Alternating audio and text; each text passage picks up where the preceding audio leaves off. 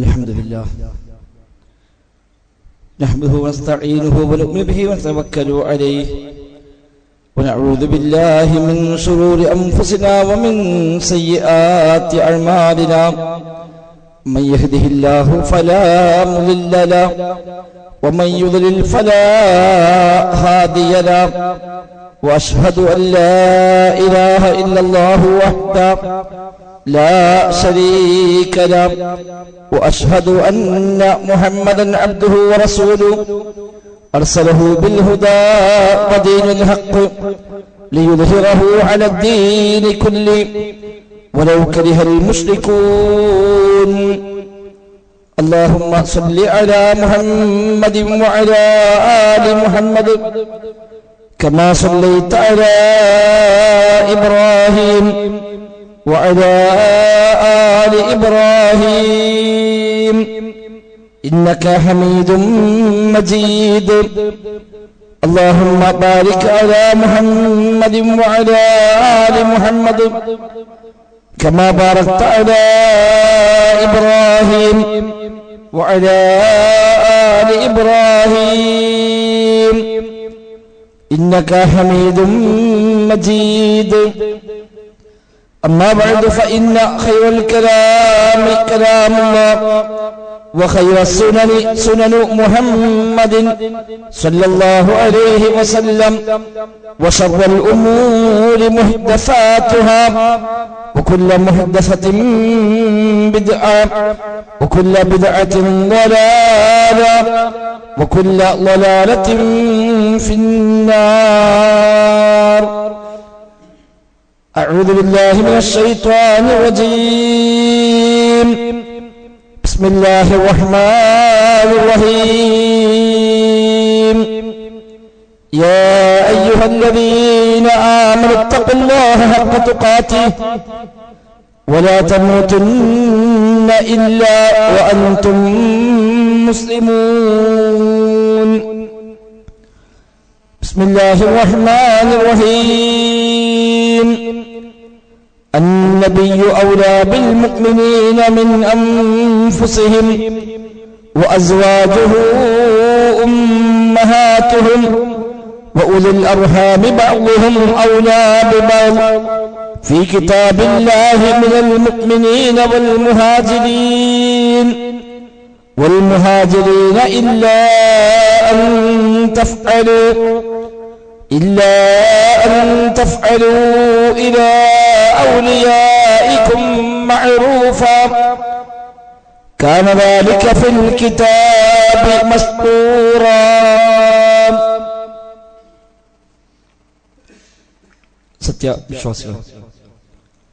വിശ്വാസികളെ റഹ്മാനായ റബ്ബ് സുബ്ഹാനഹു വ തആലയുടെ നിയമ നിർദ്ദേശങ്ങൾ കഴിവിന്റെ പരമാവധി ജീവിതത്തിൽ പാലിക്കാൻ ശ്രമിച്ചുകൊണ്ട് മുത്തഖീങ്ങളായി ജീവിക്കണേ എന്ന് പ്രത്യേകമായി ഓർമ്മപ്പെടുത്തുകയാണ്. റബ്ബ് സുബ്ഹാനഹു വ തആല നമുക്കെല്ലാം അതിന് തൗഫീഖ് പ്രദാനം ചെയ്യുമാറാവട്ടെ. ജീവിതത്തിലെ എല്ലാ മേഖലയും അല്ലാഹു തആല ഖൈറും ബറക്കത്തും എല്ലാം നമ്മിൽ ധാരാളമായി വർഷിക്കുമാറാവട്ടെ. ദുആ ചെയ്യാൻ പ്രത്യേകമായി പറഞ്ഞേൽപ്പിച്ച എല്ലാ സഹോദരങ്ങൾക്കും അല്ലാഹു തആല അവന്റെ റഹ്മത്തും ഫضലുകളുമെല്ലാം ധാരാളമായി വർഷിക്കുമാറാവട്ടെ. രോഗികൾക്ക് അല്ലാഹു ശിഫ പ്രദാനം ചെയ്യുമാറാവട്ടെ. അനുഭവിക്കുന്ന വേദനയ്ക്ക് അല്ലാഹു തആല തക്കതായ പ്രതിഫലം നൽകി അനുഗ്രഹിക്കുമാറാവട്ടെ. നമ്മിൽ നിന്ന് മരണപ്പെട്ടു പോയ എല്ലാ വിശ്വാസികൾക്കും അല്ലാഹു തആല മഗ്ഫിറത്തും റഹ്മത്തും നൽകി അനുഗ്രഹിക്കുമാറാവട്ടെ. നമ്മുടെ ആദർശ സഹോദരി ഇന്ന് രാവിലെ മരണപ്പെട്ടു. ജുമഅക്ക് ശേഷം അവരുടെ ജനാസ സംസ്കരണമുണ്ട്. അല്ലാഹു തആല ആ സഹോദരിക്ക് എല്ലാ അർത്ഥത്തിലുമുള്ള മഗ്ഫിറത്തും റഹ്മത്തും നൽകി അനുഗ്രഹിക്കുമാറാവട്ടെ. വിശുദ്ധ ഖുർആൻ സൂറത്ത് അഹ്സാബിലെ 6-ാമത്തെ വചനമാണ് ഓതി വെച്ചത്. വിശുദ്ധ ഖുർആൻ ഏറെ ആവർത്തിച്ചു പഠിപ്പിച്ച ഒന്നാണ്. പ്രവാചകൻ സല്ലല്ലാഹു അലൈഹി വസല്ലം തങ്ങളുടെ മാർഗത്തെ പിൻപറ്റുക എന്നതിന്റെ ആവശ്യകത. ഒരാളുടെ ഈമാൻ പൂർത്തിയാവാൻ, ശരിയായ വിശ്വാസിയാവാൻ, സ്വർഗപ്രവേശനം ലഭിക്കുവാൻ എല്ലാം അനിവാര്യമായും ഉണ്ടാകേണ്ട ഒന്നാണ് പ്രവാചകരെ പിൻപറ്റുക എന്നത്. അതില്ലാതെ അല്ലാഹുവിന്റെ സ്നേഹം പോലും ലഭ്യമാവുകയില്ല എന്നാണ് വിശുദ്ധ ഖുർആൻ പരിചയപ്പെടുത്തിയത്. ഖുൽ ഇൻ കുൻതും തുഹിബ്ബൂനല്ലാഹ ഫത്തബിഊനി യുഹ്ബിബുകുമുല്ലാഹ്. അല്ലാഹുവിന്റെ സ്നേഹം ലഭിക്കണമെങ്കിൽ പ്രവാചകരെ പിൻപറ്റണമെന്നാണ് വിശുദ്ധ ഖുർആൻ അല്ലാഹു തആല നമ്മോട് ആവശ്യപ്പെടുന്നത്. റബ്ബിന്റെ സ്നേഹം ലഭിക്കുക. നമ്മളെല്ലാം റബ്ബിനെ സ്നേഹിക്കുന്നു. അതിലേറെ വലിയ കാര്യമാണ് അല്ലാഹുവിന്റെ സ്നേഹം നമുക്ക് ലഭിക്കുക എന്നത്. റബ്ബിനെ സ്മരിക്കുന്നു നമ്മൾ, അതിലേറെ വലിയ കാര്യമാണ് അല്ലാഹു നമ്മെ സ്മരിക്കുക എന്നത്. ഖുർആൻ പറഞ്ഞു, ഫദ്കുറൂനി അദ്കുറുക്കും. നിങ്ങൾ എന്നെ ഓർക്കുക, എന്നെ സ്മരിക്കുക എങ്കിൽ അദ്കുറുക്കും, ഞാൻ നിങ്ങളെയും സ്മരിക്കുമെന്നാണ് ഖുർആനിന്റെ പ്രയോഗം. നബി തങ്ങൾ വിശദീകരിച്ചു. അല്ലാഹു തആല പറയുന്നുവെന്ന് പറഞ്ഞുകൊണ്ട് നബി തങ്ങൾ പറയുന്ന ഹദീസിൽ കാണാം, വഇദാ ദക്കറനി ഫീ മലഇൻ ദക്കർതുഹു ഫീ മലഇൻ ഖൈരിൻ മിൻഹു. ഒരു സദസ്സിൽ വെച്ച് എന്റെ അടിമ എന്നെ കുറിച്ച് പറഞ്ഞാൽ അതിലേറെ ഖൈറായ സദസ്സിൽ വെച്ച് ആ അടിമയെ കുറിച്ച് ഞാനും പറയുമെന്ന് അല്ലാഹു തആല പറയുന്നുണ്ട്. ഇബ്നു ഉസൈമീൻ റഹിമഹുല്ലാഹ് വിശദീകരിക്കുന്നു, നീ റബ്ബിനെ സ്മരിക്കലല്ല വലുത്, അതിലേറെ വലിയ കാര്യം റബ്ബ് നിന്നെ സ്മരിക്കലാണ്. നീ റബ്ബിനെ സ്നേഹിക്കുന്നതിനേക്കാളും വലുത് റബ്ബ് നിന്നെ സ്നേഹിക്കലാണ്. എങ്കിൽ ആ റബ്ബിന്റെ സ്നേഹം നമുക്ക് ലഭിക്കാൻ കൂടിയുള്ള മാർഗം ഇത്തിബാഉർ റസൂൽ, റസൂലിനെ പിൻപറ്റുക, നബിയെ പിന്തുടരുക. അതാണ് അല്ലാഹു തആല നമ്മെ സ്നേഹിക്കാനുള്ള ഏറ്റവും പ്രധാനപ്പെട്ട കാര്യമായി വിശുദ്ധ ഖുർആൻ തന്നെ പഠിപ്പിച്ചത്. നബി തങ്ങൾ പറഞ്ഞു, അവസാന കാലത്ത് വരാനുള്ള എന്ന ഉമ്മത്തിലെ ചില ആളുകൾ, അവർ എന്റെ ഉമ്മത്തിൽ എന്നെ ഏറെ സ്നേഹിക്കുന്നവരായിരിക്കുമെന്നാണ്. മിൻ അശദ്ദിൻ നാസി ഹുബ്ബ. എന്റെ ഉമ്മത്തിൽ എന്നെ ഏറ്റവും വലിയ സ്നേഹിക്കുന്നവരിൽ പെട്ടവരാണ് എന്റെ ഉമ്മത്തിൽ അവസാനം വരുന്ന ആൾ. നാസ് യകൂനൂന ബഅദി, എന്റെ കാലശേഷം ആയിരിക്കും അവർ വരിക. അവർ എന്നെ കണ്ടിട്ടില്ല, അവർ നബിയെ കണ്ടിട്ടില്ല. പക്ഷേ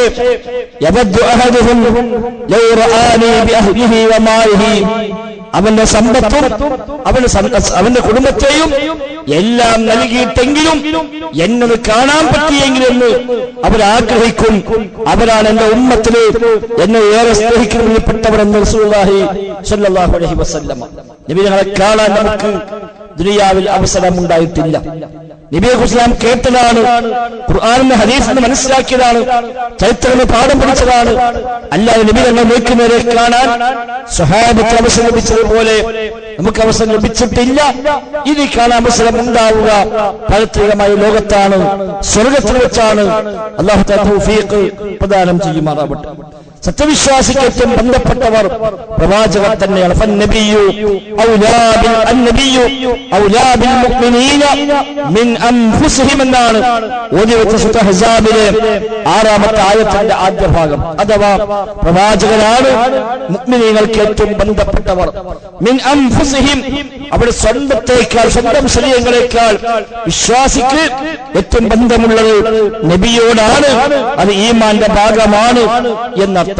അലി ഇബ്നു അബീ ത്വാലിബ് റളിയല്ലാഹു അൻഹു ചോദിക്കുന്നുണ്ട്, നിങ്ങൾ എങ്ങനെയാണ് നബി ഞങ്ങളെ സ്നേഹിച്ചിരുന്നത്, നബിയും നിങ്ങളും നമ്മുടെ ബന്ധം എന്തായിരുന്നു എന്ന് ചോദിക്കുമ്പോൾ അലി ഇബ്നു അബീ ത്വാലിബിന്റെ മറുപടി, കാന വല്ലാഹി അഹബ്ബ ഇലൈനാ മിൻ അംവാലിനാ വഔലാദിനാ വആബാഇനാ വഉമ്മഹാതിനാ. ആ പ്രവാചകർ ഞങ്ങൾക്ക് എല്ലാവരേക്കാൾ ഏറ്റവും പ്രിയപ്പെട്ടവരായിരുന്നു. മിൻ അംവാലിനാ, ഞങ്ങളുടെ സമ്പത്തുക്കളേക്കാൾ ഞങ്ങൾക്ക് പ്രിയപ്പെട്ടത് ആ നബിയായിരുന്നു. മക്കളെക്കാൾ, മാതാപിതാക്കളെക്കാൾ, ഞങ്ങളെ പിതാക്കളെക്കാൾ എല്ലാവരെക്കാൾ ഏറെ ഞങ്ങൾക്ക് ഏറ്റവും പ്രിയപ്പെട്ടവർ ആ പ്രവാചകരായിരുന്നുവെന്നാണ് അലി അബി ത്വാലിബ് റളിയല്ലാഹു അൻഹു നമ്മെ അറിയിക്കുന്നത്.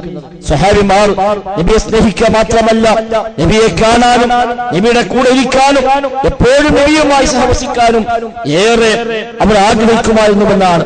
എത്രത്തോളം എന്നാൽ ഒരു സ്വഹാബി വര്യൻ ഏറെ വിഷമിക്കുന്ന അവസ്ഥയിൽ കണ്ടപ്പോൾ റസൂലുള്ളാഹി സ്വല്ലല്ലാഹു അലൈഹി വസല്ലം തങ്ങൾ ചോദിക്കുന്നുണ്ട്, എന്താണ് താങ്കളെ വിഷമിപ്പിക്കുന്ന കാര്യം, എന്തേ നിങ്ങൾ ഇങ്ങനെ വിഷമിക്കുന്നത് എന്ന് ചോദിക്കുമ്പോൾ ആ സ്വഹാബിയുടെ മറുപടി, നബിയെ, ദുനിയാവിൽ വെച്ച് താങ്കളെ കാണാൻ ആഗ്രഹിക്കുമ്പോഴെല്ലാം ഞങ്ങൾ ഓടി വരുന്നു, നിങ്ങളെ കാണുന്നു. എന്നാൽ നാളെ പരലോകത്ത് നബിയെ സ്വർഗത്തിൽ പ്രവേശിച്ചാൽ പോലും താങ്കളൊക്കെ ഉന്നതമായ സ്ഥാനത്തായിരിക്കുമല്ലോ, അമ്പിയാക്കളുടെ കൂടെയായിരിക്കുമല്ലോ, ഞങ്ങളൊക്കെ സ്വർഗത്തിലാണെങ്കിൽ പോലും നിങ്ങളുമായി കണ്ടുമുട്ടാൻ സാധിക്കില്ലല്ലോ നബിയെ. അതാണ് എന്നെ പ്രയാസപ്പെടുത്തുന്ന വിഷമിപ്പിക്കുന്ന കാര്യമെന്ന് പറയുമ്പോഴാണ് അല്ലാഹു സുബ്ഹാനഹു വ തആല സൂറത്തുൽ നിസായിലെ 69-ാമത്തെ വചനം അവതരിപ്പിച്ചത്.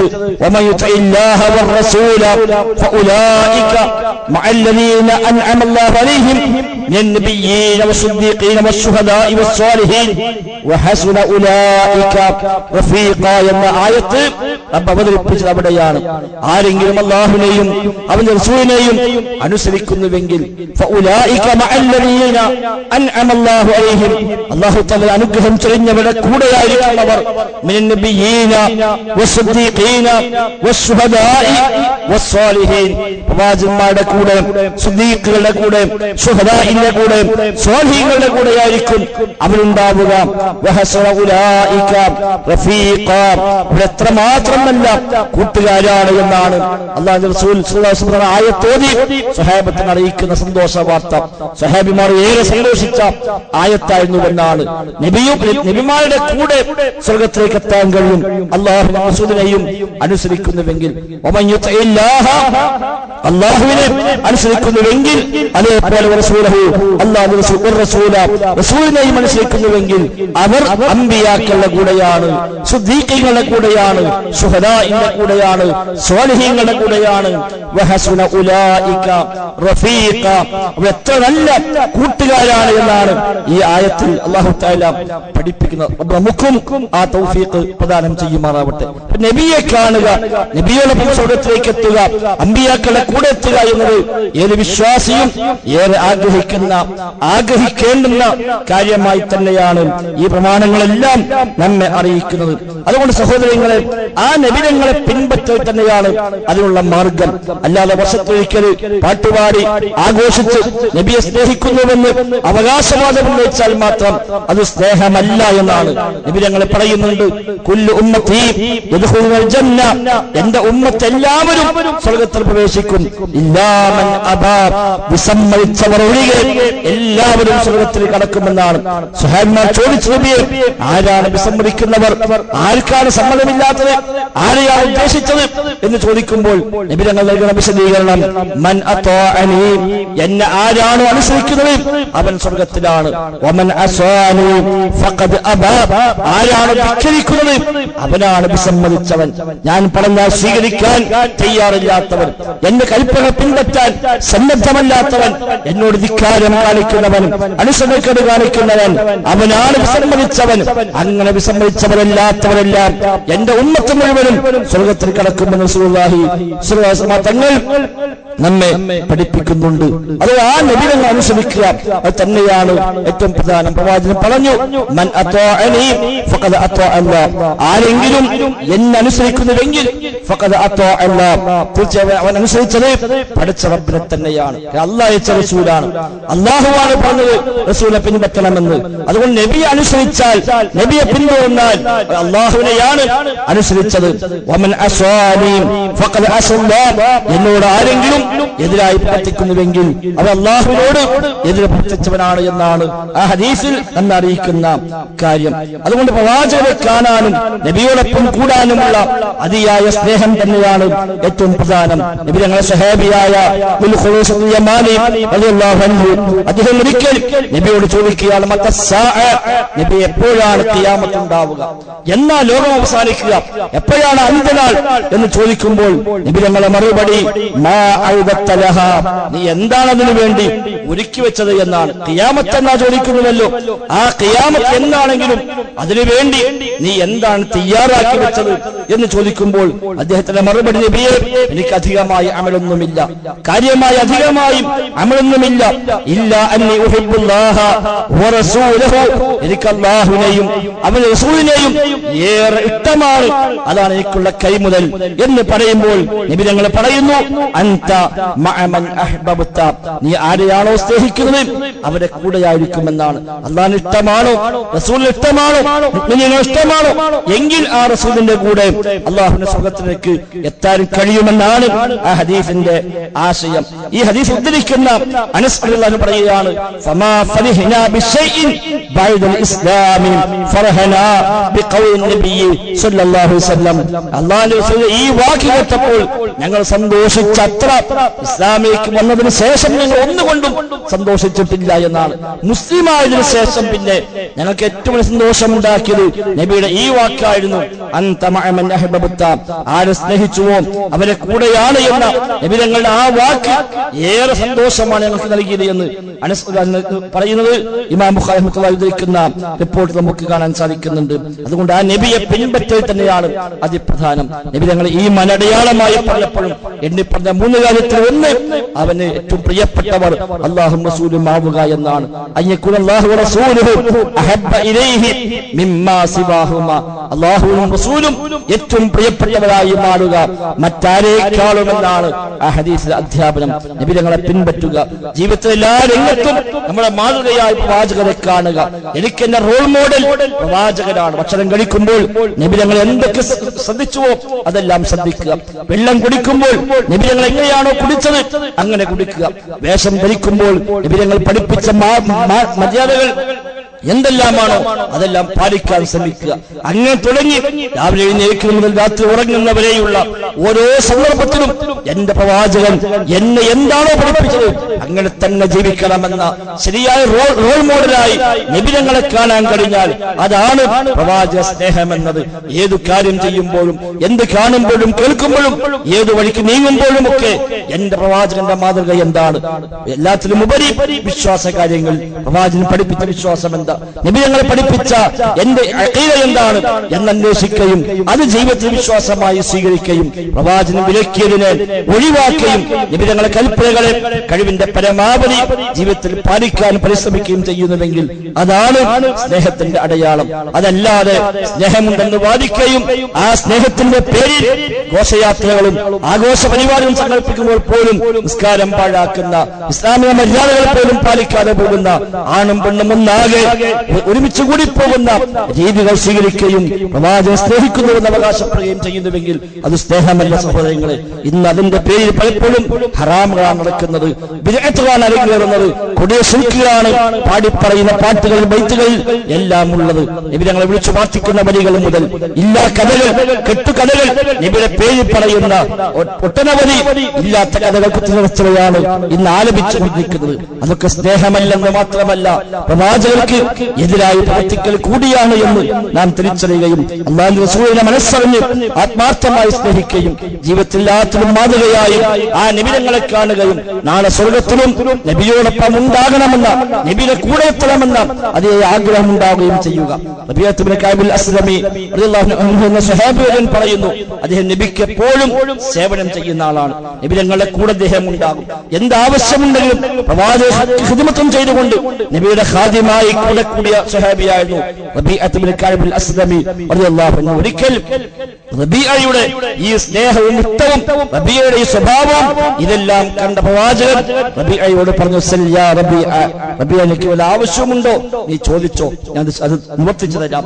വല്ല ആവശ്യമുണ്ടോ? നബി ഞങ്ങൾ ഉദ്ദേശിച്ചത് വല്ല സാമ്പത്തികമായ സഹായമോ മറ്റു നിമിത്തം ആവശ്യമൊക്കെ ഉണ്ടെങ്കിൽ അത് പൂർത്തിയാക്കി കൊടുക്കാമെന്ന മട്ടിൽ പ്രവാചകൻ പറയുന്നു, സൽ യാ റബീഅ, വല്ലതും വേണമെങ്കിൽ ചോദിച്ചോ റബീഅ, ഞാൻ നൽകാം. റബീഅ പറയുന്നു, ഞാൻ ആലോചിച്ചു.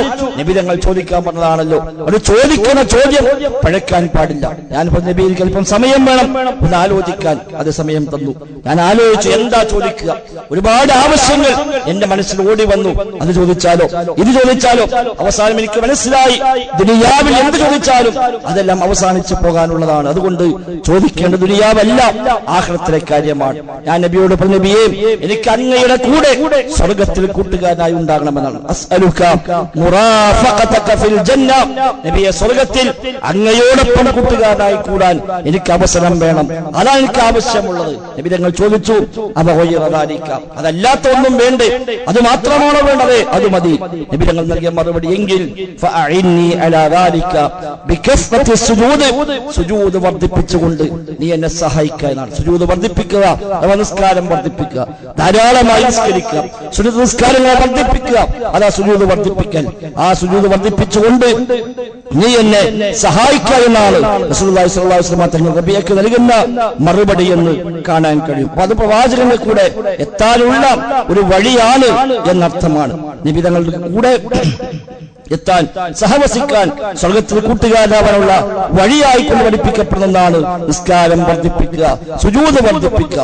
അതേപോലെ നബിയുടെ പേരിൽ സ്വലാത്ത് വർദ്ധിപ്പിക്കുക. ഹദീസിൽ കാണാം, ഔലന്നാസ് ബി യൗമൽ ഖിയാമ, അന്ത്യനാളിൽ എന്നോട് ഏറ്റവും അധികം ബന്ധപ്പെടുന്നവർ, എന്നോട് ഏറ്റവും അധികം അടുപ്പമുണ്ടാകുന്നവർ, അക്സറഹും അലയ്യ സ്വലാത്ത, എന്റെ പേരിൽ ഏറ്റവും അധികം സ്വലാത്ത് നിർവഹിക്കുന്നവരാരോ അവരാണ് നാളെ പരലോകത്തിനോട് ഏറ്റവും അധികം അടുപ്പമുണ്ടാവുക എന്ന് നബി ഞങ്ങളെ പഠിപ്പിക്കുന്ന ഇമാം തിർമിദി റിപ്പോർട്ട് ചെയ്ത ഹദീസിൽ കാണാം. സ്വലാത്തുകൾ വർദ്ധിപ്പിക്കുക, നിത്യജീവിതത്തിൽ എപ്പോഴും സ്വലാത്തിന്റെ ഭാഗമായി മാറുക. വിശേഷ വെള്ളിയാഴ്ച ദിവസം സ്വലാത്ത് വർദ്ധിപ്പിക്കാൻ പ്രത്യേകമായി പഠിപ്പിക്കപ്പെട്ട ദിവസമാണ്.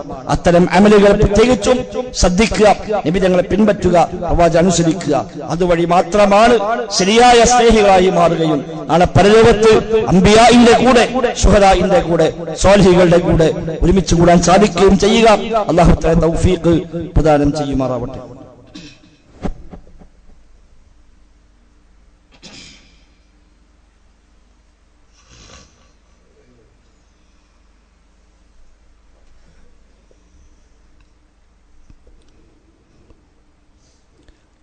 അൽഹംദുലില്ലാഹ്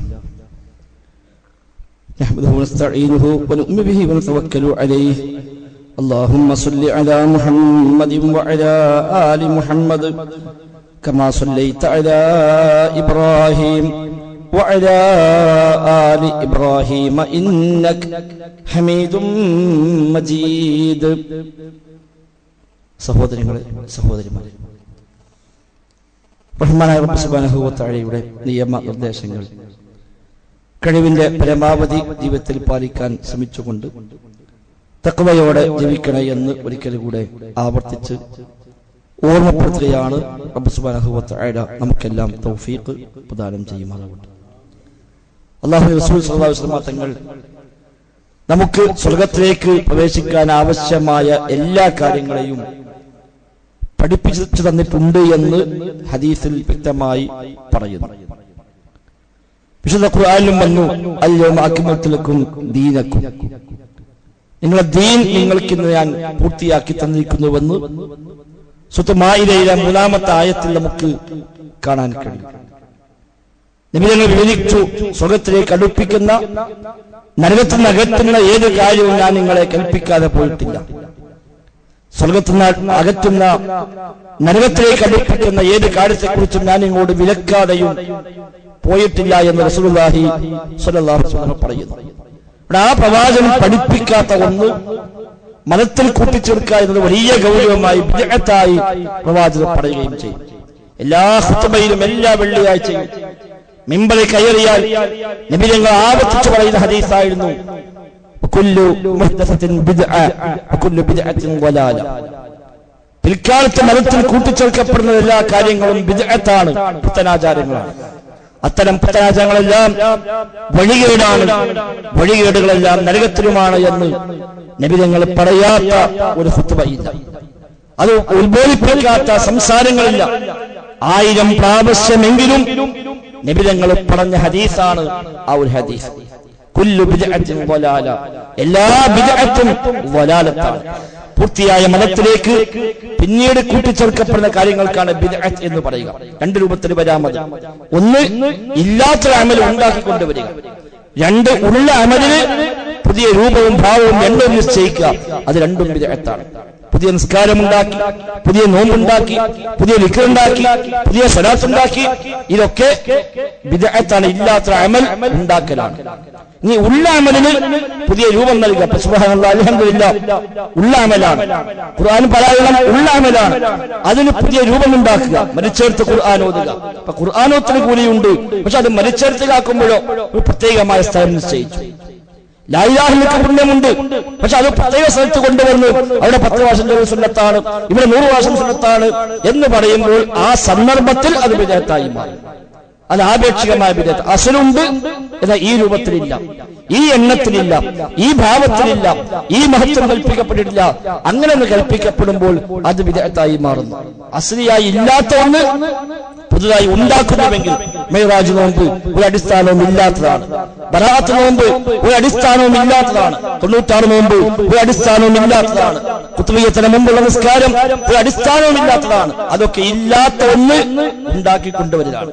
അത് ശരിയായ എല്ലാത്തിനുമുള്ള ബിദ്അത്താണ്, മറ്റേത് ആപേക്ഷികമായ ബിദ്അത്താണ് എന്നാണ് പണ്ഡിതന്മാർ പഠിപ്പിച്ചിരിക്കുന്നത്. ആ നിലയ്ക്ക് മതത്തിലേക്ക് കൂട്ടിച്ചേർക്കപ്പെടുന്ന ഏത് കാര്യവും മൻ അഹ്ദസ ഫീ അംരിനാ ഹാദാ മാ ലൈസ മിൻഹു ഫഹുവ റദ്ദ്. നബി തങ്ങൾ പറഞ്ഞു, നമ്മുടെ ഈ മതകാര്യത്തിൽ അതിൽ ഇല്ലാത്ത ഒന്ന് ആരെങ്കിലും പുതുതായി ഉണ്ടാക്കിയാൽ അത് തള്ളപ്പെടേണ്ട കാര്യമാകുന്നു എന്നാണ്. മറ്റൊരു ഹദീസിൽ മൻ അമില അമലൻ ലൈസ അലൈഹി അംറുനാ ഫഹുവ റദ്ദുൻ. വല്ലവനും ഒരു അമൽ ചെയ്തു, ലൈസ അലൈഹി അംറുനാ, അതിന് നമ്മുടെ കൽപ്പന ഇല്ല, നമ്മുടെ കൽപ്പന ഇല്ലാത്തൊരു അമൽ ആരെങ്കിലും ചെയ്താൽ ഫഹുവ റദ്ദുൻ, അത് തള്ളപ്പെടേണ്ട കാര്യമാണ്.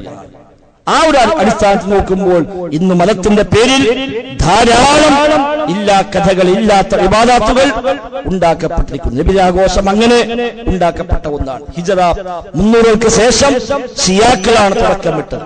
ഫാത്തിമിയാക്കൾ എന്ന് പറയുന്ന ഷിയാക്കളെ ഏറ്റവും വലിയ ഉഗ്രവാദികളായ, ആയിരക്കണക്കായ ഹാജിമാരെ കൊന്നൊടുക്കിയ, ഹജുൽ അസ്വദ് കൊള്ളയടിച്ചു കൊണ്ടുപോയ, കഅബയെ ആക്രമിച്ച, ധാരാളം മുസ്ലിമീങ്ങളെ ക്രൂരമായി പീഡിപ്പിച്ച ഫാത്തിമിയ ഉബൈദിയ എന്നറിയപ്പെടുന്ന ഷിയാക്കളുടെ ഒരു വിഭാഗം ആളുകൾ, അവരാണ് ഹിജ്റ 300 ശേഷം ജന്മദിനാഘോഷം എന്ന് പറയുന്ന രീതി മുസ്ലിം സമുദായത്തിൽ ആദ്യമായി കൊണ്ടുവരുന്നത്. ഹിജ്റ 300-കളിൽ അവർ ഹജുൽ അസ്വദ് കഅബയിൽ നിന്ന് കട്ടുകൊണ്ടുപോയി എന്നാണ്. 20 കൊല്ലക്കാലം ഹജുൽ അസ്വദ് ഇല്ലാതെയാണ് കഅബാലയം സ്ഥിതി ചെയ്തത്. അതിനുശേഷം പിന്നീട് ഇസ്ലാമിക ഭരണാധികാരികൾ അവരിൽ നിന്ന് തിരിച്ചു പിടിച്ചിട്ടാണ് കഅബാലയത്തിൽ ഹജുൽ അസ്വദ് വീണ്ടും സ്ഥാപിച്ചത്.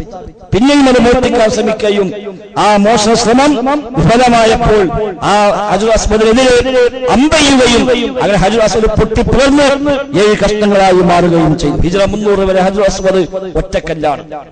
ഇന്ന് നമുക്ക് അവിടെ ചെല്ലുമ്പോൾ വ്യത്യസ്തമായ കല്ലുകളായി അതിനുള്ളിൽ പതിച്ച് ഫ്രെയിം ചെയ്ത് വെച്ചിരിക്കുകയാണ് കഅബാലയത്തിന്റെ മൂലയിൽ. അത് ഈ ഷിയാക്കൾ, ഈ ഫാത്തിമിയാക്കൾ, നബിദിനാഘോഷം ഉണ്ടാക്കിയ ആളുകൾ, അവർ അമ്പയിൽ പൊട്ടിച്ചതാണ് ആ ഹജുൽ അസ്വദ്. അന്ന് ഹജ്ജിന്റെ സീസണിലാണ് ഹറമിന്റെ പരിസരത്ത് അവർ കലാപം അഴിച്ചു വിട്ടത്. ആയിരക്കണക്കായ ഹാജിമാരാണ് അന്ന് കൊല്ലപ്പെട്ടത്. അങ്ങനെ വലിയ ഭീകരമായ അക്രമങ്ങളും മർദ്ദനങ്ങളും എല്ലാം ഇളക്കിവിട്ട വലിയ പിഴച്ചുപോയ സംഘമായിരുന്നു ഷിയാക്കൾ തന്നെയുള്ള ഫാത്തിമിയ വിഭാഗം. ആ ഫാത്തിമിയാക്കൾ 300-കളിലാണ് നബിദിനാഘോഷം എന്ന് പറയുന്ന ഒരു ആഘോഷം കൊണ്ടുവരുന്നത്. അവിടുന്നാണ് തുടക്കം. പിന്നീട് കുറച്ചു കാലം നടന്നു. പിന്നീട് ഭരണാധികാരികൾ മാറി വന്നപ്പോൾ ആ ആഘോഷം ഇല്ലാതായി നിലച്ചുപോയി. ഏതാണ്ട് 150 കൊല്ലക്കാലം അത് ഇല്ലാതായി പോയി ലോകത്ത്. പിന്നീട് 5-ാം നൂറ്റാണ്ടിൽ അത് വീണ്ടും സ്ഥാപിക്കപ്പെട്ടു. അതിനുശേഷമാണ് 600-കളിൽ മുലഫർ രാജാവ് എന്ന് പറയുന്ന ഒരു രാജാവ് ആ രാജ്യത്തെ ഭരണപരിഷ്കാരത്തിന്റെ ഭാഗമായി 6 ജന്മദിനാഘോഷങ്ങൾ തുടക്കമിട്ടത്. അന്നത്തെ രാജാവിന്റെ ജന്മദിനാഘോഷം, നബിയുടെ ജന്മദിനാഘോഷം, അലിയുടെ അലിയുടെയും ഫാത്തിമയുടെയും ഹസൻ ഹുസൈന്റെയും റളിയല്ലാഹു അൻഹുമ ഇങ്ങനെ 6 ആഘോഷങ്ങൾ അവിടെ നടപ്പാക്കുകയും ആ ആഘോഷത്തിന്റെ പേരിൽ പൊതു ഖജനാവിൽ നിന്ന് ഒരുപാട് ആനുകൂല്യങ്ങൾ ആളുകൾക്ക് നൽകുകയും ധാരാളമായ സമ്മാനങ്ങളും വ്യത്യസ്തമായ ആഘോഷ പരിപാടികളും ഒക്കെ സംഘടിപ്പിച്ച് ആളുകൾക്ക് ഒരു ഭരണത്തിന് അനുകൂലമായ ഒരു രീതി ഉണ്ടാക്കാൻ വേണ്ടി, ഒരു അനുകൂലമായ തരംഗം ഉണ്ടാക്കാൻ വേണ്ടി പരിശ്രമിച്ചതിന്റെ ഭാഗമായാണ് 600കളിൽ നബിദിനാഘോഷം ഉണ്ടായത്. അതിനുശേഷമാണത് സൂഫികളെ ഏറ്റെടുത്തു, അത് ലോകവ്യാപകമായി കൊണ്ടുവന്നു. അങ്ങനെയാണ് പിന്നീട് ലോകത്തത് വലിയ പ്രചാരം കിട്ടിപ്പോന്നത്. അല്ലാതെ നബിയുടെയോ സഹാബത്തിന്റെയോ താബികളുടെയോ താബികളുടെയോ കാലഘട്ടങ്ങളിലൊന്നും അങ്ങനെ രീതിയെ ഇല്ല. പക്ഷെ ഇന്ന് പലരും വ്യാജമായി പ്രചരിപ്പിക്കുന്നു. ഇതിന്റെ മഹത്വം അബൂബക്കർ സിദ്ദീഖ് പറഞ്ഞിട്ടുണ്ട്, ഉമർ ഖത്താബ് പറഞ്ഞിട്ടുണ്ട്, ഉസ്മാൻ അഫ്ഫാൻ പറഞ്ഞിട്ടുണ്ട്, ഷാഫി ഇമാം പറഞ്ഞിട്ടുണ്ട് എന്നൊക്കെ പറഞ്ഞ് ഒരുപാട് വ്യാജ കഥകൾ ഇന്ന് പ്രചരിപ്പിക്കപ്പെട്ടുകൊണ്ടിരിക്കുകയാണ്. അവിടെയൊന്നും അവരിലേക്കൊന്നും ചേർക്കപ്പെടുന്ന പരമ്പരയുടെ കൂടെ അങ്ങനെ സംഭവമേ ഉദ്ധരിക്കപ്പെടുന്നില്ല. ഇമാം ഷാഫിയുടെ 100 കണക്കായ കിതാബുകളിൽ എവിടെയും നബിദിനാഘോഷവുമായി ബന്ധപ്പെട്ട ഒരു പരാമർശം പോലും കാണുക സാധ്യമല്ല. ആ കാലത്ത് അങ്ങനത്തെ രീതിയേ ഇല്ല. പിന്നീട് വന്ന രീതി ഹിജ്റ 600ക്ക് ശേഷമാണ് അഹ്ലുസുന്നത്തിലേക്ക് ഈ ആഘോഷം കയറി വരുന്നത്. അവിടെ നിങ്ങോട്ടാണ് പ്രചാരമുണ്ടായത്. അതിനു മുമ്പ് ശിയാക്കൾക്ക് അത് പരിചയമുണ്ട്.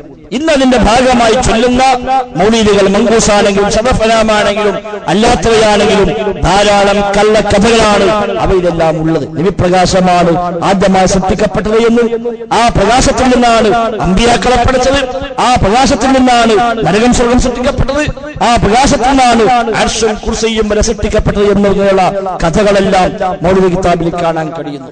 അങ്ങനെ തുടങ്ങി ഒട്ടനവധി ഇല്ലാ കഥകൾ ഈ മൗലിദ് കിതാബിൽ നബിതങ്ങൾ ജനിച്ചപ്പോൾ സാവധാനം മറ്റുവരണ്ടലും ബിംബങ്ങൾ തലകുത്തി വീണതും അതേപോലെ അഗ്നി കെട്ടുപോയതും അടക്കമുള്ള കഥകളൊക്കെ എവിടുന്ന് കിട്ടിയെന്ന് പോലും അറിയാത്ത അടിസ്ഥാനമില്ലാത്ത കഥകളാണ് എന്നതാണ് വസ്തുത.